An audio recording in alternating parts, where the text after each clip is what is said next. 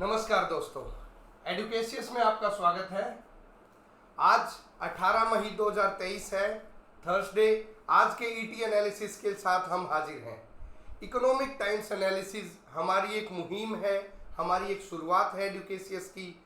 जो स्टूडेंट्स, जो एस्पिरेंट दूर दराज एरिया में रहते हैं या फिर उनके पास इतना समय नहीं है कि पूरा इकोनॉमिक टाइम्स एनालिसिस की हर खबरों से रूबरू हों, या किसी के इकोनॉमिक कंस्ट्रेंट है और कोई कंस्ट्रेंट है, उन लोगों के लिए हम एक सरल भाषा में, इजी लैंग्वेज में इकोनॉमिक टाइम्स एनालिसिस लेके आते हैं। हमारा पर्पस सिर्फ एजुकेशनल पर्पस है, हमारा कोई कमर्शियल पर्पस नहीं है। हम गुहार लगाते हैं, रिक्वेस्ट करते हैं सब्सक्राइबर से कि अगर उन्हें economic times analysis, economic times से रिलेटेड खबरें देखनी है, न्यूज़ देखनी है, कंप्लीट देखना है, तो वो आधिकारिक वेबसाइट इकोनॉमिक टाइम्स की, वहाँ से सब्सक्रिप्शन ले सकते हैं। तो आइए शुरू करते हैं आज का इकोनॉमिक टाइम्स एनालिसिस। सबसे पहले फ्रंट पेज की न्यूज़ है, SEBI gets till 14th of August to submit probe report. ये हम लास्ट वीक से डिस्कस करते आ रहे हैं कि अडानी हिंडनबर्ग जो इशू है, जिसके अंदर एक हिंडनबर्ग फॉरेन एंटिटी ने एक रिपोर्ट के अंदर एलिगेशंस लगाए हैं अडानी ग्रुप पर कि इन्होंने रेगुलेटर के साथ मिलके फाइनेंशियल इरेगुलरिटीज की हैं। तो उसी के संदर्भ में हमने जब से इकोनॉमिक टाइम एनालिसिस शुरू किया है, डेली कोई ना कोई न्यूज़ चल रही है। आपने देखा था कि सुप्रीम कोर्ट ने भी एक पैनल बनाया था AM सेपरेट जस्टिस की अध्यक्षता के अंदर, जो कि जिन्होंने की सील्ड कवर में रिपोर्ट सबमिट की है, और सेबी को भी डायरेक्शन दी थी कि वो इसके ऊपर एक इंक्वायरी करके रिपोर्ट सबमिट करे। सेबी को 2 महीने का समय दिया गया था, लेकिन सेबी ने इसके एक्सटेंशन के लिए गुहार लगाई थी।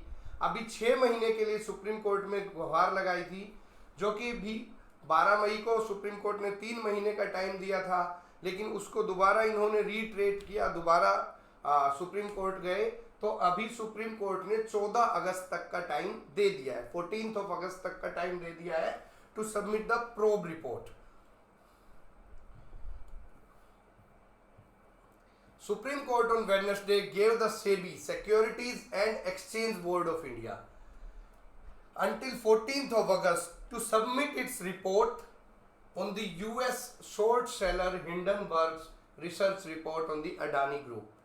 In March 2 order, court has given earlier SEBI 2 month time, ठीक है। बट अभी जो सेबी ने एक एफिडेविट सबमिट किया जिसमें बोला गया कि looking into the serious allegations levelled against the Adani group, और इसके अंदर हमें कुछ ऐसी ट्रांजैक्शन हैं जिनके सब ट्रांजैक्शन है और हमें इसकी डेप्थ में जाना पड़ेगा, तो हमें करीबन 6 महीने का और समय चाहिए।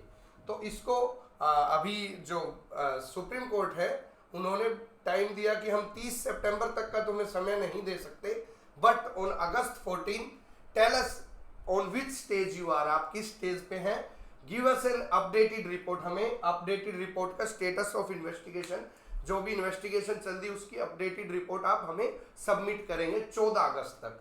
तो अभी सेबी को टाइम मिल गया है जो कि रहेगा 14 अगस्त तक। और सेबी ने ये भी क्लैरिफाई किया है कि जो सेंटर के अंदर जो minister of state finance ministry के MOS है, उन्होंने जो लास्ट ईयर एक सबमिशन दिया था कि ऑलरेडी सेबी के ऊपर अडानी के ऊपर सेबी इन्वेस्टिगेशन कर रहा है, वो सेबी ने क्लैरिफाई किया कि वो किसी दूसरे इश्यू से रिलेटेड था, इस इश्यू से नहीं था।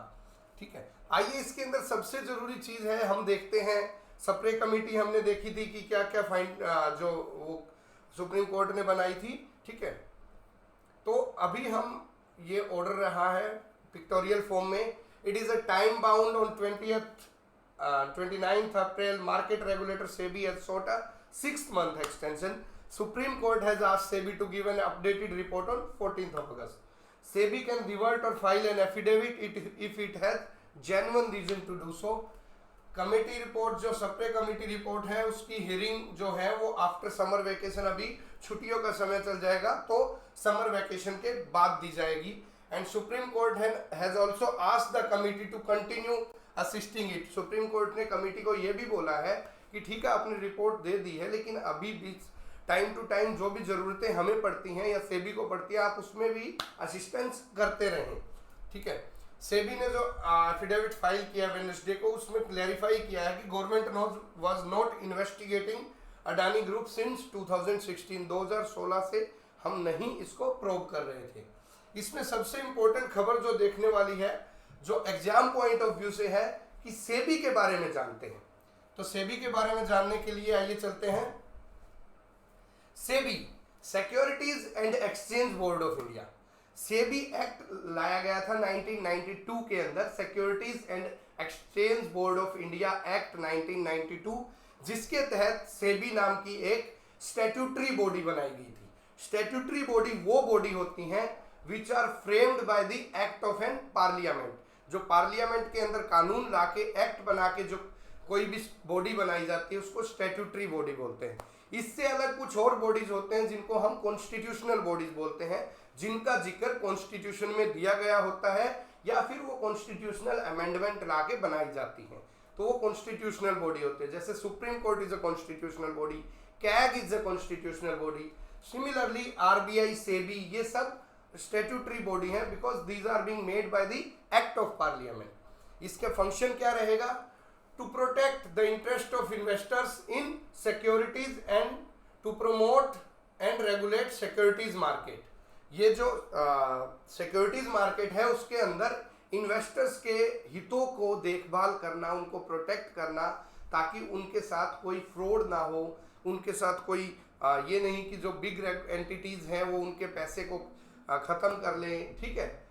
हेज फंडिंग, ये सब देखने का काम सिक्योरिटीज मार्केट से रिलेटेड जो चीज़ें होती हैं उनको इन्वेस्टिगेट, उनके ऊपर नज़र रखने का काम, रेगुलेट करने का काम सेबी का होता है। इसका हेडक्वार्टर मुंबई के अंदर है, ठीक है। और इसका क्या स्ट्रक्चर रहता है? सेबी के अंदर एक सेबी के चेयरमैन रहते हैं और several other whole time and part time members, और उसके अलावा होल टाइम और पार्ट टाइम मेंबर्स रहते हैं सेबी की कॉन्स्टिट्यूएंट बॉडी के अंदर। फिर आता है SAT। अभी कुछ एंटिटीज, कुछ कंपनीज, कुछ फाइनेंशियल इंस्टीट्यूशंस कई बार जो सेबी ऑर्डर देता है उनके खिलाफ अपील करना चाहते हैं, वो उनसे संतुष्ट नहीं होते, सहमत नहीं होते, तो for filing an appeal against the order of the SEBI, SAT was formed, securities appellate tribunal. Securities appellate tribunal SAT was form. इसी एक्ट के तहत ही दिया गया था कि जो सेबी के ऑर्डर से संतुष्ट नहीं होंगे वो अपील में जा सकते हैं, और अपील कहाँ होगी? सिक्योरिटीज अपीलेट बोर्ड के पास होगी। सिक्योरिटीज अपीलेट बोर्ड एक क्वासी जुडिशियल बॉडी है जिसके अंदर प्रिसाइडिंग ऑफिसर होते हैं और 2 अदर मेंबर होते हैं, 2 और मेंबर होते हैं। और ये it is a judicial body, ठीक है। और इसके जो अपील होती है, अगर सेट के डिसीजन से भी, सेट के ऑर्डर से भी कोई सहमत नहीं होता, तो वो डायरेक्टली अपील कहाँ कर सकता है? सुप्रीम कोर्ट ऑफ इंडिया के अंदर अपील की जाती है। सेट की जो पावर होती है वो सिविल कोर्ट की पावर होती है, and the appeal against set lies into the supreme court. तो ये हमने देखा सेबी से रिलेटेड। आइए चलते हैं नेक्स्ट न्यूज की तरफ।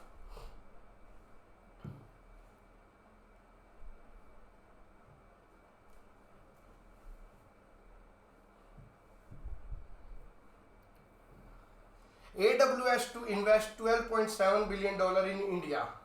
AWS अमेजन की एक क्लाउड से रिलेटेड वेब सर्विस है। AWS is Amazon web services.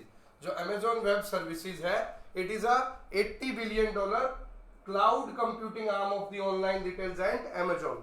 Amazon की जो क्लाउड कंप्यूटिंग एंटिटी है एक, जिसकी वर्थ है $80 billion, उसको हम AWS बोलते हैं, Amazon वेब सर्विसेज।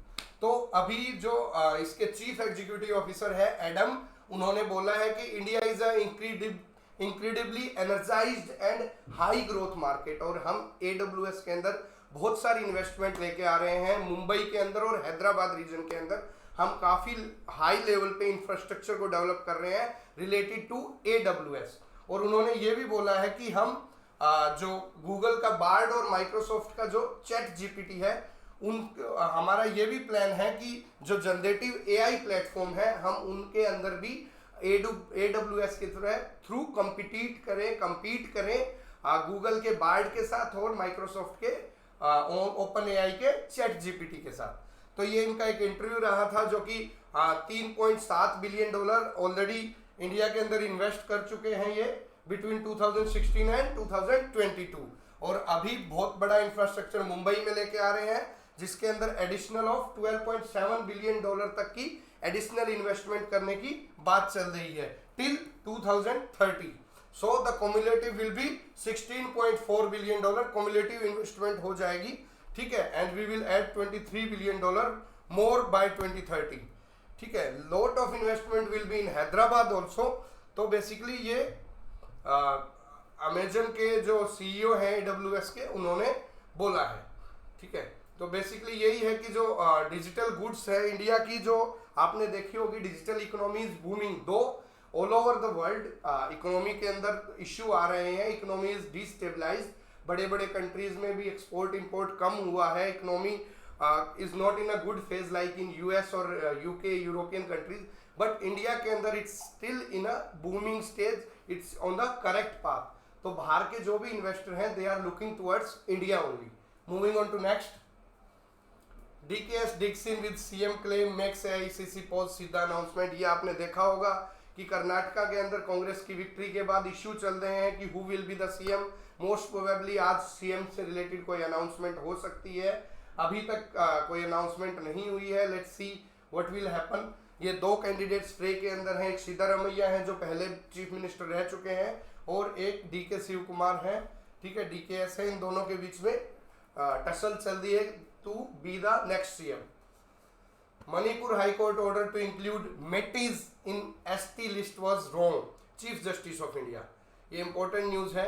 जो मणिपुर हाई कोर्ट का ऑर्डर था कि उन्होंने बोला था कि जो मेटेई कम्युनिटी है उसको भी आप ST के लिस्ट के अंदर डाल दीजिए, SP के शेड्यूल कास्ट की लिस्ट के अंदर इंक्लूड कर लीजिए, उनको भी कोटा मिलना चाहिए। उसके बाद आपने देखा था कि मणिपुर के अंदर वाइड स्प्रेड क्लैशेज स्टार्ट हो गए थे, बहुत ज़्यादा लेवल पे क्लैशेज हुए थे, वायलेंट मूवमेंट हुई थी। Student all India all Manipur tribal student organisation है, उसने विरोध जताया था इसका, और वहाँ पे बहुत ही ज़्यादा इशू खराब हुआ था, लोगों को एयरलिफ्ट करना पड़ा था, ठीक है। में ट्राइबल नॉन ट्राइबल के बीच में क्लैश हो गए थे, बहुत सारी इंफ्रास्ट्रक्चर प्रॉपर्टी का नुकसान हुआ, बसें जला दी गई, ठीक है। इसके बाद अ bench headed by justice chief Justice of India DY Chandrachud ने एक्सेप्ट अलग से कहा है कि जो हाई कोर्ट का ऑर्डर था वो गलत था, बिकॉज ये जो it is against the principle laid down by a constitution bench on classification of communities in the SC/ST list। तो मणिपुर हाई कोर्ट का जो ऑर्डर था वो अगेंस्ट था, जो कि एक फैसला सुप्रीम कोर्ट ने दिया गया था, कॉन्स्टिट्यूशनल बेंच ने एक फैसला दिया था regarding classification of communities in the SC/ST list. उससे अलग था, उससे हटके था, ठीक है। तो इसके बाद DY चंद्रचूड़ जी ने, जो कि हमारे चीफ जस्टिस ऑफ इंडिया है, उन्होंने उस के ऊपर स्टे तो नहीं लगाया है, लेकिन हाई कोर्ट को वार्न किया है कि आप पहले जाके कॉन्स्टिट्यूशन बेंच के फैसले को देखिए, और ऐसे फैसले नहीं देने चाहिए जो कि इशू करें ऐसे फैब्रिक के साथ, रिजर्वेशन के फैब्रिक के साथ। और आप उनको बोला है कि जो एग्रीव्ड पार्टी हैं उनको ये बोला है कि आप डिवीजन बेंच के सामने अपना मुद्दा रखें। Supreme Court did not stay, उन्होंने स्टे नहीं लगाई है, did not stay High Court judgement, अभी तक स्टे नहीं लगा है, ये क्लियर है। Since an appeal has already been filed before the division bench against the order of the justice Muralidharan, जो कि मुरलीधरन जस्टिस है वहां के, जिन्होंने ये फैसला दिया था, क्योंकि ऑलरेडी एक डिवीजन बेंच के आगे अपील लगी हुई है, तो अभी तक इसको स्टे नहीं किया गया है।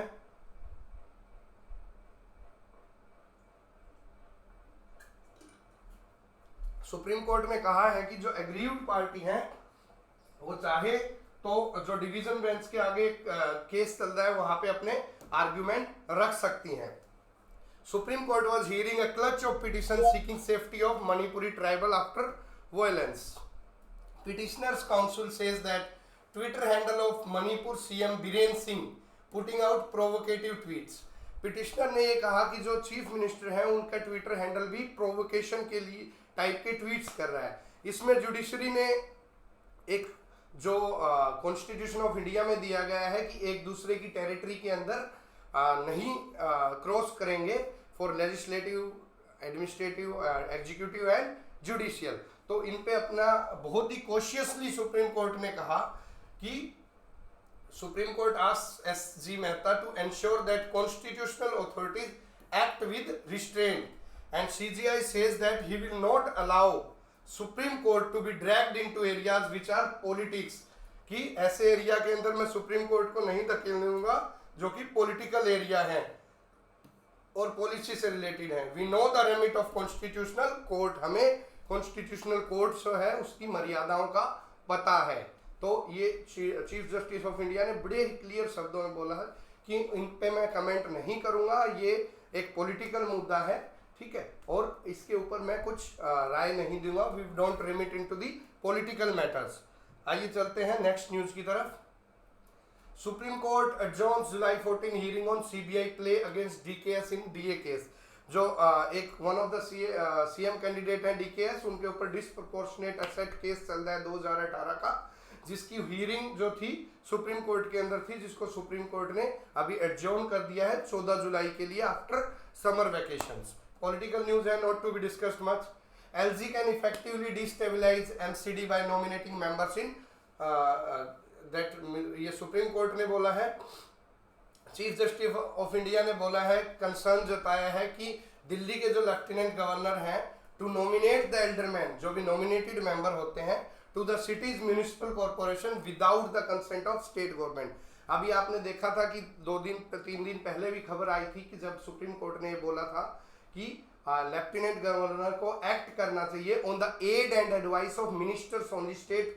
दिल्ली गवर्नमेंट के जो मिनिस्टर्स हैं उनके एडवाइस पे ही काम करना चाहिए, अपनी मर्जी से सुओ मोटो जो नॉमिनेटेड मेंबर्स हैं उनकी अपॉइंटमेंट नहीं करनी चाहिए, क्योंकि ये हमारे जो डेमोक्रेटिक फैब्रिक है उसको ख़त्म कर सकता है।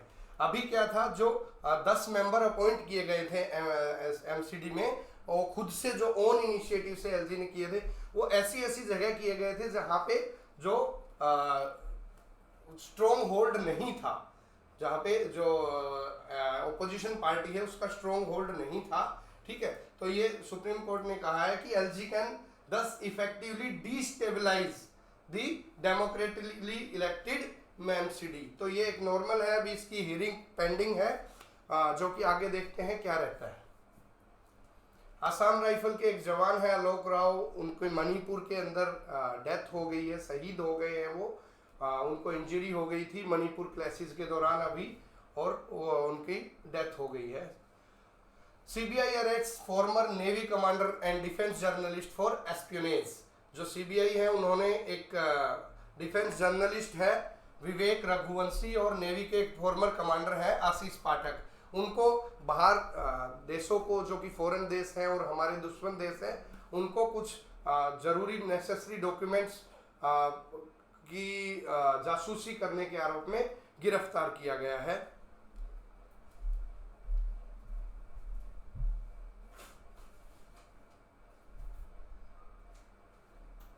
चलते हैं अगली न्यूज की तरफ। ये सीबीआई से रिलेटेड थी, जिसमें सीबीआई ने 2 ऑफिसर्स को गिरफ्तार किया है। बिहार कास्ट सर्वे प्ली, सुप्रीम कोर्ट जज रिक्यूजेस हिमसेल्फ। जो बिहार की जो अभी जस्टिस संजय करोल है, जो पहले पटना हाई कोर्ट के अंदर थे, उन्होंने ये बोल दिया है कि मैं इस केस के अंदर अभी I am recusing myself from this case because which is related to Bihar government challenges a Patna high court order, ठीक है, जिसपे स्टे लगाई गई है, which is stay till July 3, वो जो कि रिलेटेड है कास्ट सर्वे से रिलेटेड है, क्योंकि ये पहले Chief Justice of Patna high Court serve कर चुके हैं और बाद में सुप्रीम कोर्ट के जज बने। तो इन्होंने he has recused himself from this case since he has already adjudicated on some litigation petition belonging to the case while he was the जज in Patna high Court. CBI searches premises of Satyapal Malik ex media adviser. ये political news है। अभी सत्यपाल मलिक ने प्रधानमंत्री मोदी से related कुछ रिवीलमेंट की थी, उसके बाद उनके यहाँ पे सीबीआई से रिलेटेड अभी सर्चेज चल रही हैं related to some insurance case. Ansari acquitted in 2009 attempt to murder case, not a need to discuss. Himachal CM Sukhu directs formulation of SOPs for marking and felling of dry trees. जो हिमाचल प्रदेश के CM है सुखविंदर सिंह सुक्खू, उन्होंने forest corporation की और forest department की एक meeting लेते कहा है कि जो सूखे पेड़ हैं, जो पेड़ सूख गए हैं, उन पेड़ों को ईयर मार्क किया जाए, मार्किंग की जाए उनकी, और उनको टेक्निकली जिसमें दूसरे पेड़ों को नुकसान ना हो, और उनकी कटिंग करके एचपी फॉरेस्ट कॉरपोरेशन में पहुंचाया जाए, ठीक है, विदाउट एनी इश्यू, और इससे रिलेटेड एक स्टैंडर्ड ऑपरेटिंग प्रोसीजर बनाया जाए। ये मीटिंग लेते हिमाचल प्रदेश के सीएम ने कहा है। Supreme court grants interim bail to man observing he was in jail for 16 year. ये सुप्रीम कोर्ट ने एक इंडियन यूथ कांग्रेस के प्रेसिडेंट BV श्रीनिवास है, जिनके खिलाफ एक women leader of the party ने केस लगाया था रिलेटेड टू मेंटल अग्नि, ठीक है, जिसको श्रीनिवास ने गुवाहाटी हाई कोर्ट के अंदर चैलेंज किया था, और इसके ऊपर एंटिसिपेटरी बेल से रिलेटेड था। तो सुप्रीम कोर्ट ने बेल ग्रांट कर दी है उसको, और ये बोला है कि जब भी नेसेसरी इन्वेस्टिगेशन रहेंगी आपको अपीयर होना पड़ेगा। सीबीआई समन समीर वानखेड़े, जो एक्स एनसीबी चीफ रहे हैं, एनसीबी डायरेक्टर रहे हैं समीर वानखेड़े, जो जिनका नाम हमने आर्यन खान से रिलेटेड जो ड्रग केस था उसके अंदर सुना था, उस टीम के अंदर ये पार्ट थे। तो अभी सीबीआई ने समन किया है बिकॉज इनके खिलाफ भी कुछ एलिगेशंस लग गए हैं, और अभी सीबीआई इससे रिलेटेड इंक्वायरी कर रही है related to Sameer Wankhede. Jaishankar questions EU's pretensions on Russian oil. जो हमारे एक्सटर्नल अफेयर मिनिस्टर्स हैं, Jaishankar has schooled the European Union after its foreign policy chief Joseph Borrell asked the trading bloc to crack down on import of refined Russian oil via India. अभी ये issue चल रहा है कि Russia पे sanctions लगा दी गई हैं, और यूरोपियन भी उस सैंक्शंस का पार्ट है कि जिन्होंने सैंक्शन लगाई है जिन कंट्रीज में। तो अभी रशियन लीडर है, उन्होंने ये बोला कि जो रूट होके इंडिया के थ्रू भी तेल आ रहा है उसके ऊपर भी उस क्रैकडाउन होना चाहिए, ट्रेडिंग ब्लॉक उस तेल को ना खरीदें। तो इससे रिलेटेड उन्होंने बोला जयशंकर ने कि look at the EU council regulation, Russian crude is looking into this, Russian crude is substantially transformed in a third country and not treated as Russian anymore. I would urge you to look at the council regulation 833/2014. इन्होंने ये बोला है कि जो third world में third country के अंदर processing हो रही है उसको रशियन तेल ना समझा जाए, वो उनका खुद का तेल है, और इससे रिलेटेड उन्होंने कोई रेगुलेशन है उसके बारे में बताया है। ये पॉलिटिकल न्यूज थी बेसिकली। अभी moving on to economic micro macro in more. E-scooters may get pricier on proposed subsidy cut। अभी एक इंडिया इज प्रोपोजिंग, जो है एक पैनल है वो प्रपोज कर रहा है कि जो two wheeler electric two wheeler है उनके ऊपर अभी 40% तक की सब्सिडी है, जिसको घटा के 15% करने की कवायद चल रही है, and to spread the incentive to a larger number of vehicle. और ये बोला जा रहा है कि ये जो बचत होगी 40 से 15% करोगे तो ये जो 25% सब्सिडी के जो बचत होगी उसको अदर लार्जर बेस के जो इलेक्ट्रिक व्हीकल है उसके अंदर स्प्रेड आउट किया जाए, जैसे कि बस इलेक्ट्रॉनिक बसेज हैं या फिर और फोर व्हीलर है उनके अंदर ही स्प्रेड आउट किया जाए। ये मिनिस्ट्री ऑफ हैवी इंडस्ट्रीज ने ये रिकमेंडेशन भेजी है हाई लेवल इंटरमिनिस्ट्रियल पैनल को, जिनको फाइनल कॉल लेनी है, ठीक है। अभी जो फेम स्कीम है आपने देखा हो, जो ये टू व्हीलर की सब्सिडी दी जा रही है, जो फाइनेंशियल सपोर्ट दिया जा रहा है to electric vehicle makers of 10,000 crore under FAME faster adoption and manufacturing of electric vehicle. ये बहुत इंपॉर्टेंट है। जो फेम है अभी फेम 2 चल रहा है, जो फेम इंडिया स्कीम उसकी सेकंड फेज चल रही है। Faster, F for faster, A for adoption and manufacturing of electric vehicle, ये है फेम इंडिया इंसेंटिव स्कीम। तो इससे 10,000 करोड़ रुपए की सब्सिडी दी जा रही है टू व्हीलर को प्रमोट कर, इलेक्ट्रिक टू व्हीलर और इलेक्ट्रिक व्हीकल्स को प्रमोट करने के लिए, ठीक है। The senior government official told the Economic Times that total fund allocation for electric two wheeler under phase 2 of the FAME India will be top to 3,500 crore using the unspent 1,000 crore allocation for electric three wheeler. इसके अंदर ये बोला गया है कि 2,500 करोड़ तो already पुरानी allocation है। ये देखेंगे हम कि जो पहली फेज थी उसके अंदर 2,000 करोड़ की थी, ठीक है, अभी 3,500 करोड़ रुपए की है जो नई एलोकेशन है। और 3 व्हीलर के अंदर 2500 करोड़ की थी, अभी करंटली 1000 करोड़ की है।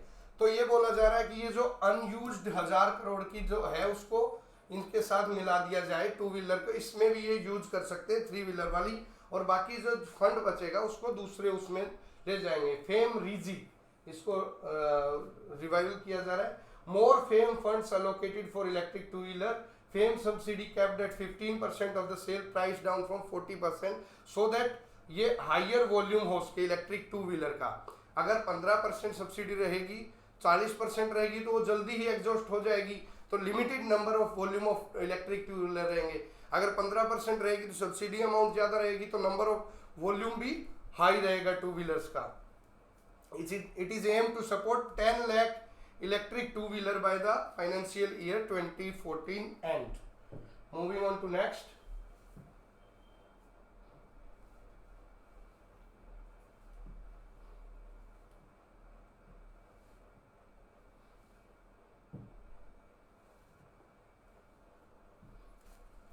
Export unlikely to be impacted by EU deforestation law.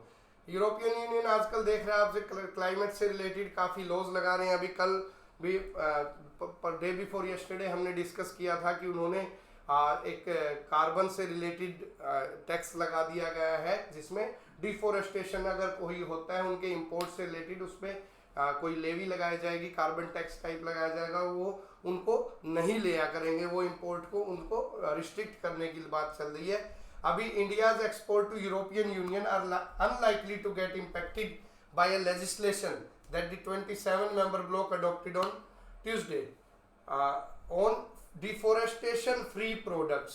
However, New Delhi will work on mutual cooperation for recognition of certification with the EU, as India's afforestation performance is better than many countries and its forest cover has also risen over the years. अभी जो European union ने एक legislation बनाया है, ठीक है, European union के 27 member block ने एक जो लेजिस्लेशन बनाया है जिसके अंदर वही लेंगे जो डिफोरेस्टेशन फ्री प्रोडक्ट्स है वो उनका ही इंपोर्ट करेंगे, उनको ही लेंगे।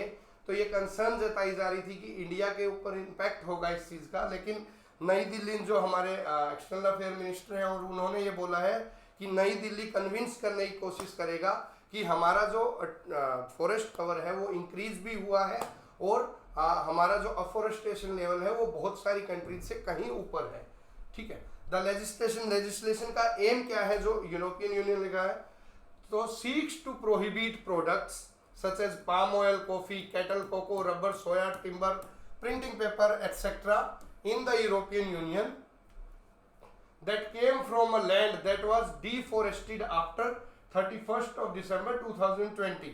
The rule covers both import and domestic production. कि ये जो रूल है जो अभी यूरोपियन यूनियन ने फ्लोट किया है, इसका ये है कि जो जमीन 31st of December 2020 के बाद डिफोरेस्ट करके ये सब चीज़ें जिस पे लगाई गई हैं इनका हम इंपोर्ट को रिस्ट्रिक्ट करेंगे, हम इनसे इंपोर्ट नहीं लेंगे, हम इसको प्रोहिबिट करेंगे। अभी जो लेटेस्ट रिपोर्ट है India state of forest report जो 2021 की रिपोर्ट है उसमें हमारा total forest and tree cover increase हुआ है कितना 15,292 स्क्वायर किलोमीटर फ्रॉम 2015। आइए देखते हैं Indian state of forest report क्या होती है। ये इंपॉर्टेंट है from exam point of view, all the competitive exams में पूछ लिया जाता है। 2021 की जो रिपोर्ट है Indian state of forest report वो अभी जो लेटेस्ट रिपोर्ट है उसका पार्ट है।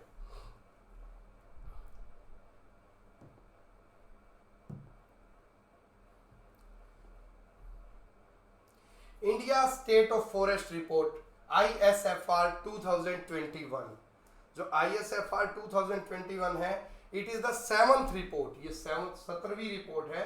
It is the 7th biennial assessment report. Biennial होता है कि जो रिपोर्ट 2 साल में एक बार आती है हम उसको बोलते हैं biennial. It is the 7th biennial assessment by Forest Survey of India. कौन सी ऑर्गेनाइजेशन निकालती है? फॉरेस्ट सर्वे ऑफ इंडिया एक ऑर्गेनाइजेशन है जो कि Ministry of Environment, Forest and Climate Change के अंदर आती है। वो ये रिपोर्ट निकालती है और जिस रिपोर्ट के हिसाब से जो 2021 की रिपोर्ट आई है उसके हिसाब से total forest and tree cover कितना है 24.62% of the country geographical area. हमारी जो कंट्री का ज्योग्राफिकल एरिया है उसका 24.62% फॉरेस्ट या ट्री कवर से भरा हुआ है। तो जिसके अंदर 21.71% तो टोटल फॉरेस्ट का कवर है और 2.91% ट्री का कवर है। 21.71% फॉरेस्ट कवर है और 2.91% ट्री कवर है। ठीक है, तो ये दोनों मिला के 24.62% of geographical area of the country is under the forest and tree cover. ठीक है, ये 2019 से कितना इंक्रीज हुआ है? 0.28% जो है ये इसमें इंक्रीज हुआ है 2019 की रिपोर्ट के हिसाब से। तो जो इंक्रीमेंट हुआ है वो फॉरेस्ट के अंदर 0.22 और 0.017% ट्री कवर के अंदर इंक्रीमेंट हुआ है। जो टोटल 5 स्टेट हैं जिनके अंदर फॉरेस्ट कवर इंक्रीज हुआ है वो आप देखते हैं। सबसे ज्यादा इंक्रीज हुआ है 1 नंबर पे आंध्र प्रदेश, 2 नंबर पे तेलंगाना, तीसरे पे ओडिशा, चौथे पे Karnataka and 5th one is Jharkhand.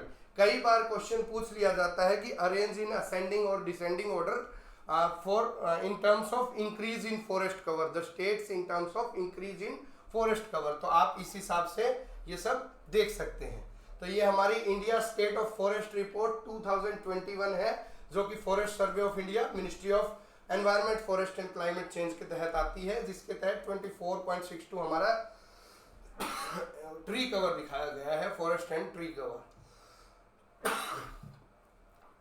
तो ये इस रिपोर्ट से रिलेटेड था, बिकॉज यहाँ पे इंडिया स्टेट ऑफ फॉरेस्ट 2021 का जिक्र किया था, इससे रिलेटेड हमने ये देख लिया था। Moving on to next, import duties SOPs unlikely for Tesla. Tesla ने दोबारा इंडिया को अप्रोच किया है कि हमारी इंपोर्ट ड्यूटी घटाई जाए और टेस्ला की जो गाड़ियां हैं उनको लग्जरी गुड्स ना मानते हुए इलेक्ट्रिक गुड्स की श्रेणी में दी जाए और इसको सब्सिडी का इंसेंटिव दिया जाए। Tesla seeks meeting with government official, it dials again to India, it want to sell electric cars in India. Government is firm, government का स्ट्रॉन्ग फर्म है that no duty relaxation on cars. अभी तक हम car के लिए इसकी duty relaxation नहीं करेंगे। इन्होंने बेसिकली इंपोर्ट ड्यूटी के अंदर जो है रिलैक्सेशन की मांग की है। नेगोशिएशन चलेंगी, जो कंपनीज के लोग हैं अदर कंट्रीज में भी नेगोशिएशन चल रही है। इनका कहना है कि कंसिडर अस, टेस्ला को जो है वो कंसिडर करो कि ये एक वो नहीं है, इलेक्ट्रिक कार की तरह का कंसिडर करो, rather than treating them as luxury vehicle. The company wants its cars to be treated as electric vehicles and not luxury cars. लेकिन अभी इंडिया की जो गवर्नमेंट है उसका स्ट्रॉन्ग पॉइंट है कि will not be considering any relaxation in import duty. PM Modi to have NITI council meeting next week. जो नीति आयोग बनाया गया था, प्लानिंग कमीशन को चेंज करके नीति आयोग बनाया गया था, national institute for transformation of India आयोग बनाया गया था, जो कि हेडेड बाय नरेंद्र मोदी है। तो उसके अंदर जो चेयरमैन ऑफ द काउंसिल है इज नरेंद्र मोदी जी, जो हमारे प्राइम मिनिस्टर रहते हैं। अगले वीक उसकी मीटिंग है, जिस मीटिंग का पार्ट होंगे chief minister of all the states, lieutenant governor of union territories and की कैबिनेट मिनिस्टर। ठीक है, उसके अंदर जो G20 एजेंडा डिस्कस किए जाएंगे वो G20 से रिलेटेड हैं। अभी तक क्या प्रोग्रेस हुई है, इंडिया की क्या प्रायोरिटी होनी चाहिए, ये सब एजेंडा डिस्कस किए जाएंगे नीति आयोग के अंदर। Growing gains, India is expected to contribute 16% of global real GDP, जो इन 2023 एंड 2024 इंडिया पूरी ग्लोबल रियल जीडीपी का 16% बनने की संभावना है, कंट्रीब्यूट करने की संभावना है। ये एक रिपोर्ट आई है, मॉर्गन स्टैनले ने एक रिपोर्ट जारी की है। It adds that conditions are in place for sustainable और sustained economic expansion. India is benefiting from cyclical and structural tailwind, recovery is strong and prosperous and India is well placed to sustain growth rates of above 6%। तो India global GDP के अंदर बहुत ही अहम part निभा रहा है और ये 16% ऑफ ग्लोबल रियल जीडीपी का कंट्रीब्यूटर रहेगा।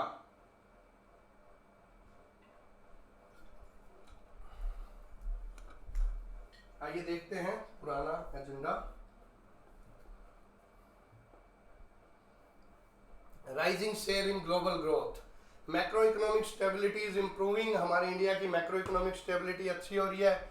India's nominal GDP to reach $5.3 trillion by financial year 27, financial year 27 तक इंडिया की जो नॉमिनल जीडीपी है वो $5.3 ट्रिलियन तक पहुंचने की संभावना है। India share of global real GDP, आइए देखते हैं कुछ वर्षों का हमारा क्या शेयर रहा है। 2000 से 2008 के बीच में हमारा 7% था जो कि रियल जीडीपी का शेयर रहा था। 2010 से 19 के बीच में 12%, 2022 के अंदर हमारा 14% है, 2023 के अंदर 16% और 2024 के अंदर भी 16% रहने की संभावना है। मतलब पूरी विश्व की जीडीपी का, रियल जीडीपी का 16% हम इंडिया की तरफ से जाता है, कंट्रीब्यूट किया जाता है। Moving on to next, road companies must switch to clean fuel powered equipment. जो गडकरी जी हैं, मंत्री जी हैं, जो कि उन्होंने बोला है, जो रोड ट्रांसपोर्ट हाईवेज मिनिस्टर है, उन्होंने बोला है कि जो रोड कंस्ट्रक्शन कंपनी है उनको वो जो इक्विपमेंट यूज करने हैं वो यूज करने चाहिए क्लीनर फ्यूल वाले, जैसे कि electricity based, methanol based, ethanol powered construction equipment होने चाहिए to save the cost as well as to mitigate the climate change. Gadkari estimated that the cost incurred in running diesel powered equipment accounts for about 1/10 of the cost of highway construction. He also spoke about the standard detail project report prepared by Indian companies and called for improving them. Gadkari ji ने बोला है कि करीबन 10% of the total project cost सिर्फ इसमें diesel वगैरह जो powered है इसके फ्यूलिंग के अंदर लग जाती है, ठीक है, डीजल पावर्ड इक्विपमेंट को रनिंग करने के लिए लग जाती है। तो कोशिश की जाए कि क्लीनर फ्यूल जैसे कि इथेनॉल बेस्ड, मिथेनॉल बेस्ड या फिर इलेक्ट्रिक बेस्ड, ठीक है, ऐसे व्हीकल्स का, ऐसे इक्विपमेंट का यूज किया जाए सो दैट प्रोजेक्ट कॉस्ट को कम किया जा सके। Financial bids for SCI soon, lands and asset unit likely to be listed in a month. जो शिपिंग कॉर्पोरेशन ऑफ इंडिया है, जो स्टेट ओन्ड है, हमारी PSU है शिपिंग कॉर्पोरेशन ऑफ इंडिया, एक एंटिटी बनाई गई है कि shipping corporation of India land and asset limited, जिसको 1 महीने के अंदर जिसका प्राइवेटाइजेशन होने की संभावना है। अभी शिपिंग कॉर्पोरेशन ऑफ इंडिया की प्राइवेटाइजेशन की कवायद तो चल रही है कई सालों से अभी, लेकिन इसकी एक एंटिटी जो लैंड एंड असेट लिमिटेड है उसकी लिस्टिंग की बात चल रही है, which will pave the way for privatisation of country's largest shipping firm soon after that. अभी अगर ये लिस्ट हो जाती है तो उसके बाद जो पैसा आएगा उससे और जो इसकी वैल्यूएशन बढ़ेगी उससे जो गवर्नमेंट ऑफ इंडिया है वो अपना स्टेक सेल कर देगी। गवर्नमेंट ऑफ इंडिया का कितना स्टेक है? 63.75% है शिपिंग कॉर्पोरेशन ऑफ इंडिया में, और इसके स्टेक को बेचना चाहती है। फाइनेंशियल बिड्स भी इनवाइट की गई हैं, ठीक है। और उसके बाद जो ये कंपनी बनाई गई थी SCI LAL, वो बनाई गई थी by hiving of the non core assets of SCI which owns and operates about 1/3 of countries total cargo ship tonnage। ये कंपनी बनाई गई थी जो नॉन कोर एसेट्स थे, कोर एसेट्स से जरूरी एसेट्स से हटके, जिस तरह लैंड पड़ी है कोई या कोई और एसेट्स पड़े हैं, कोई वो पड़ा है, इनके शिप पैकेज पड़े हैं, तो इन सब को मिला के कंपनी बनाई गई थी shipping corporation of India land and asset limited. तो उसकी लिस्टिंग की कवायद चल रही है, अगर वो लिस्ट हो जाती है, ठीक है, तो डीमर्जर हो जाता है इससे, तो इसको बेचना और आसान हो जाएगा। High level panel soon for implementing national credit framework.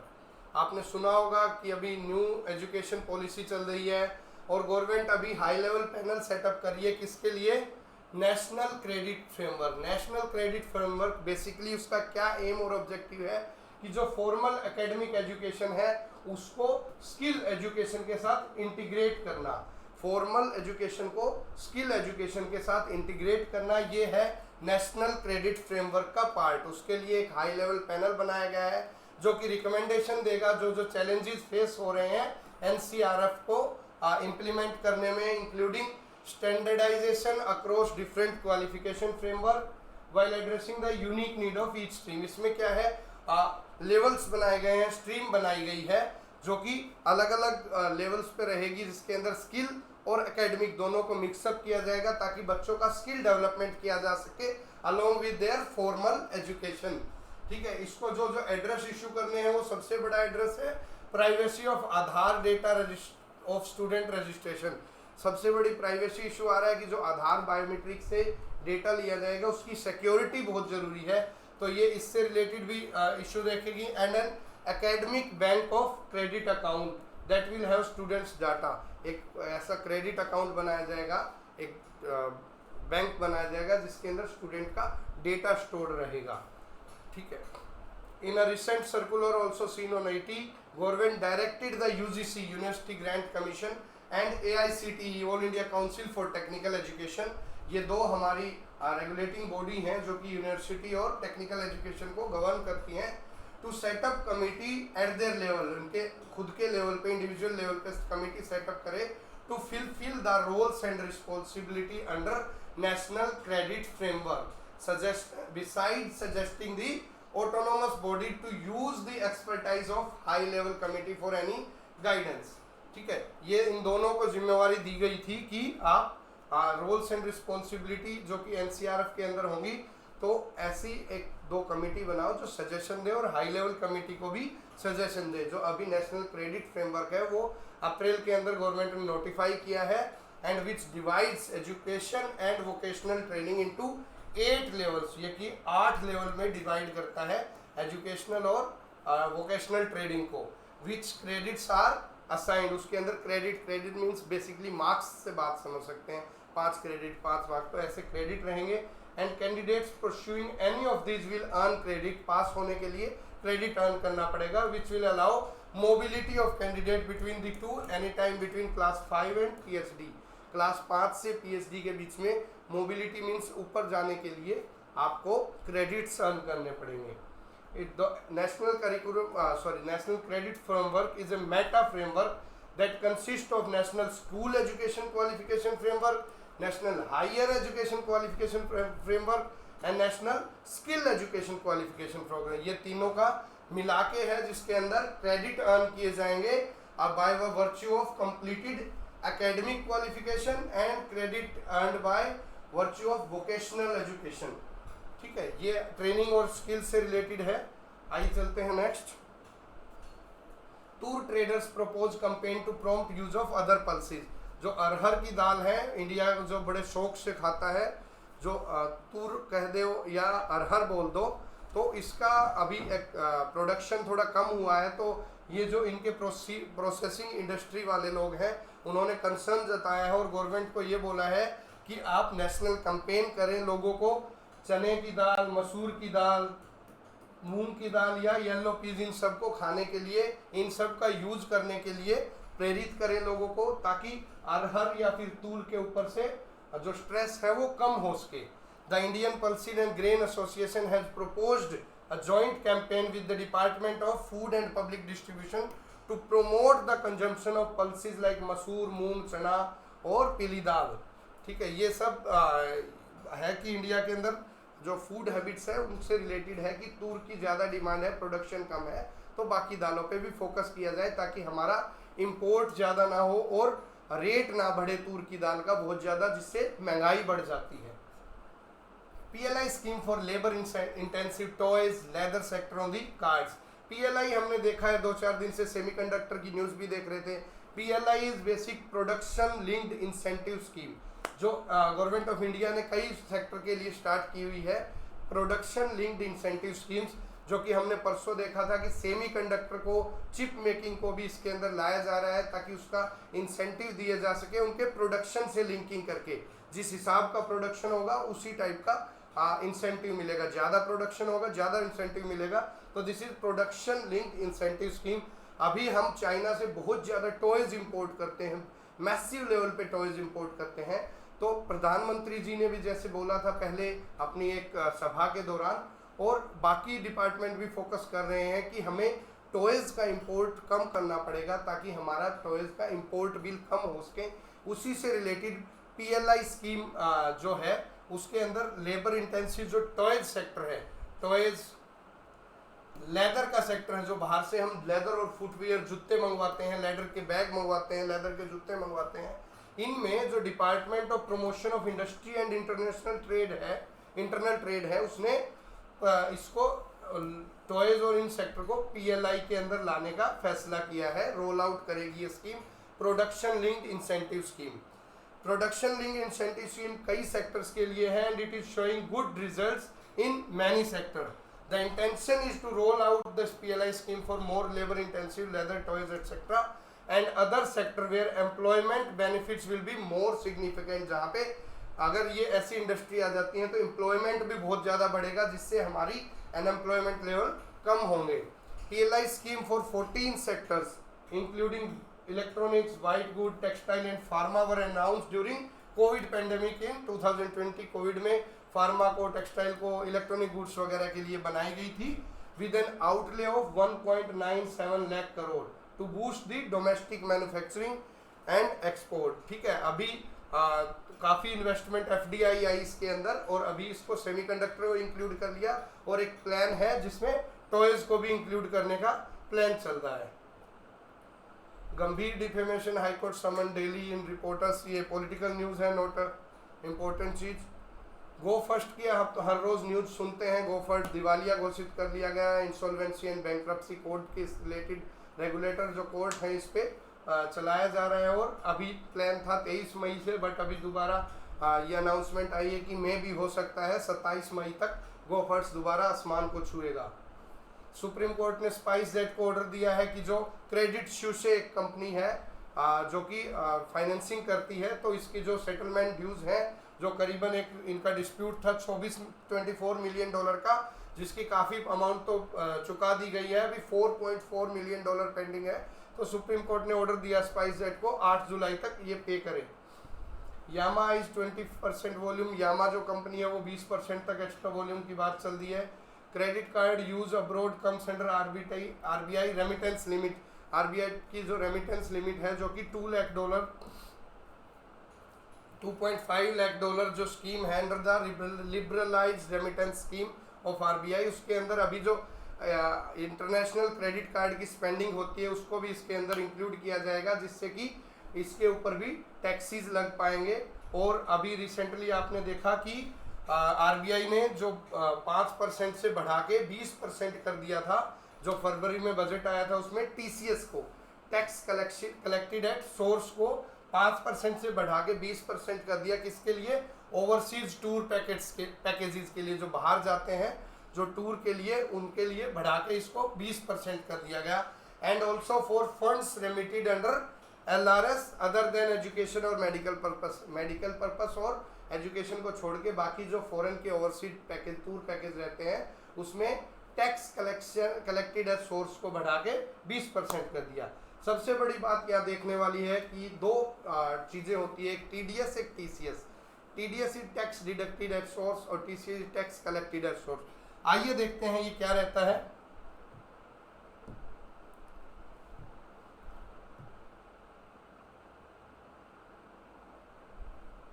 TDS and TCS. TDS is tax deducted at source. Tax deducted at source. It is the tax amount that a government collects directly from the recipient's income immediately when it is earned at a certain percentage.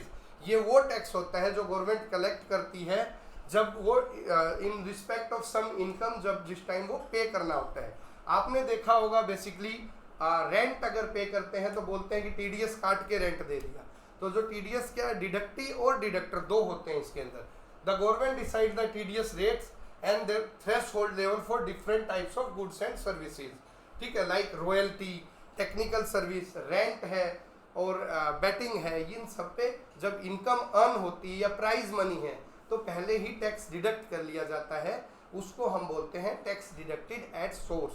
Firm receiving the payment is called deductee. जिस firm को पैसे मिल रहे हैं वो deductee होता है। And the individual और business deducting the TDS is deductor. आप बेसिकली देखेंगे आपके किराए की दुकान ले रखी है आपने और आप किराया देते हो, तो आप क्या करते हो, मान लीजिए 40,000 रुपये किराया है, ठीक है, तो आप उसको 4,80,000, 12 चौके 48, 4,80,000 रुपये किराया देंगे साल का। तो लेकिन लिमिट है कि आप मान लीजिए कोई लिमिट है 1.5 लाख लगा लीजिए, तो आपको टीडीएस काटना पड़ेगा। उसके लिए क्या करेगा, आप 4,000 रुपये मान लीजिए टैक्स डिडक्ट हो रहा है, तो आप 36,000 रुपये आप अगले को देंगे 40,000 की बजाय, और 4,000 रुपये टैक्स आप काट लेंगे।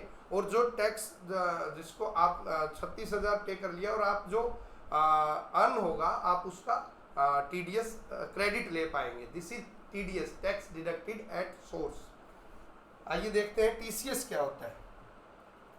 TCS is tax collected at source. According to income tax act, seller imposes TCS on their goods and collect them from buyer at the time of sale।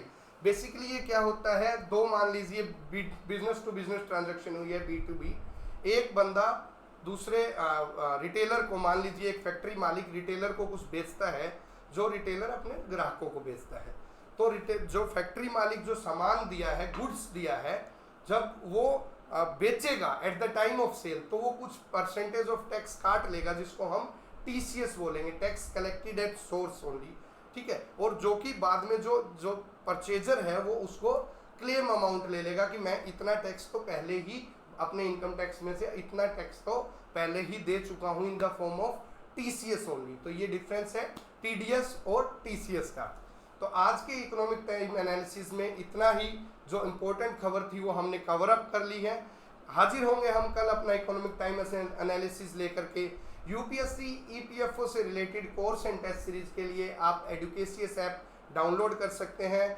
इसी तरह के नए नए इनिशिएटिव्स जैसे कि इकोनॉमिक टाइम एनालिसिस या फिर important news analysis, important act analysis के लिए आप हमारे यूट्यूब चैनल एडुकेसियस को सब्सक्राइब कर सकते हैं, अपने फ्रेंड सर्कल में या फिर अपनी कम्युनिटी के अंदर इसको शेयर कर सकते हैं। तो तब कल तक के लिए धन्यवाद। जय हिंद।